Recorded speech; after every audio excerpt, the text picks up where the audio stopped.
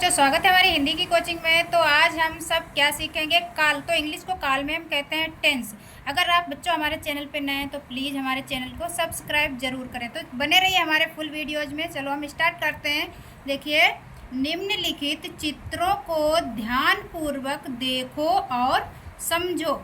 फिर देखिए, राकेश पढ़ रहा है। देखिए बच्चों, इसमें लिखा है राकेश पढ़ रहा है। यहाँ पे देखिए चित्र में राकेश पढ़ाई कर रहा है। फिर देखिए, मैंने कल ताजमहल देखा। यहाँ पे देखिए ताजमहल, ये लड़का जो यहाँ पे दिख रहा है ये कह रहा है मैंने कल ताजमहल देखा। फिर देखिए, मीना कल स्कूल जाएगी। मीना कल स्कूल जाएगी। फिर देखिए, यहाँ पे ऊपर दिए गए चित्रों को देखने से ज्ञात होता है कि कोई कार्य अभी हो रहा है, कोई हो चुका है तथा कोई कार्य आगे होगा। अतः तीनों उदाहरण हमें अलग अलग समय यानी काल का बोध कराते हैं। फिर देखिए, यहाँ पे काल की परिभाषा लिखी है बच्चों। क्रिया के जिस रूप से हमें काम करने अथवा होने के समय का ज्ञान प्राप्त होता है उसे हम काल कहते हैं। अब देखिए बच्चों, यहाँ पे काल के भेद। तो काल के भेद कितने होते हैं?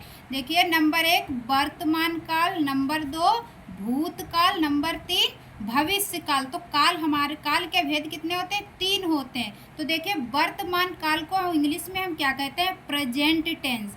फिर देखिए नंबर 2 पे भूतकाल। भूतकाल को इंग्लिश में कहते हैं पास्ट टेंस।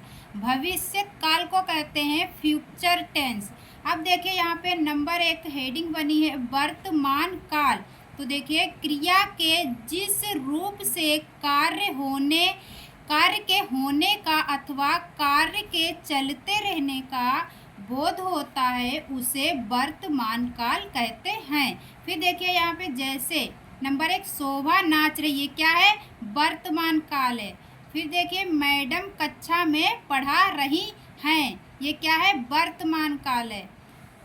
फिर देखिए, उपरयुक्त दोनों वाक्यों में नाच रही तथा पढ़ा रही से हमें यह ज्ञात होता है कि कार्य हो रहा है, अतः इन वाक्यों में वर्तमान काल है। फिर देखिए, नंबर 2 हेडिंग है भूतकाल।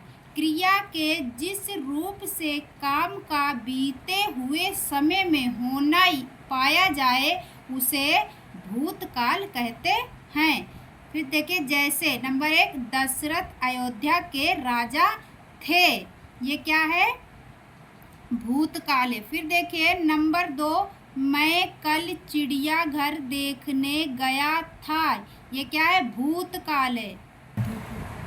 उपरयुक्त दोनों वाक्यों में राजा थे तथा गया था से हमें यह ज्ञात होता है कि ये दोनों कार्य बहुत पहले हो चुके हैं, अतः इन वाक्यों में भूतकाल है। फिर देखिए, नंबर 3 हेडिंग है भविष्य काल।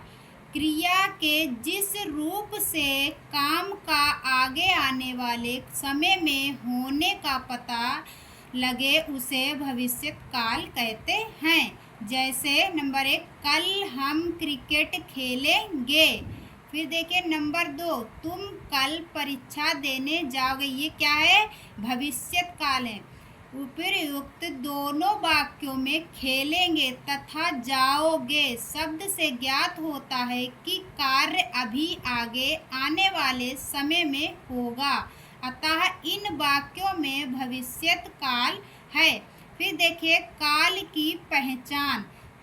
यहाँ पे देखिए नंबर 1 जिस वाक्य की क्रिया में ता है, ती है, ते है, ता हूँ, रहा है, रहे हैं, रही हूँ, रहा हूँ आदि लगा हो वह वाक्य वर्तमान काल कहलाता है। फिर देखिए नंबर 2 जिस वाक्य के अंत में था, थी, थे, रहा था, रही थी, रहे थे आदि लगा हो उसे भूतकाल कहते हैं। फिर देखिए नंबर 3 जिस वाक्य की क्रिया में गा, गी, गे आदि लगा हो वह भविष्य काल कहलाता है। तो बच्चों, आज आप लोगों को काल के बारे में अच्छे से समझ में आ गया होगा। अच्छे से समझ में आया हो तो प्लीज़ हमारे चैनल को सब्सक्राइब ज़रूर करें। मिलेंगे नेक्स्ट वीडियो में, तब तक के लिए बाय बाय।